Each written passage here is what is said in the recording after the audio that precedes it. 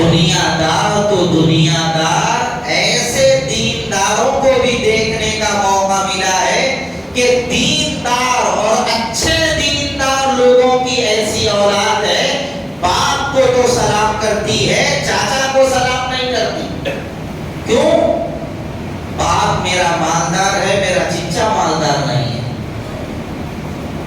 محلے کے سارے آوارہ بچوں کے ساتھ گھومنے پھرنے کے لیے وہ تیار، چچیرے بھائیوں سے ملنے کے لیے تیار نہیں، خلیرے بھائیوں سے ملنے کے لیے تیار نہیں۔ کیوں؟ یہ ہمارے اتنے پیسے والے نہیں ہیں۔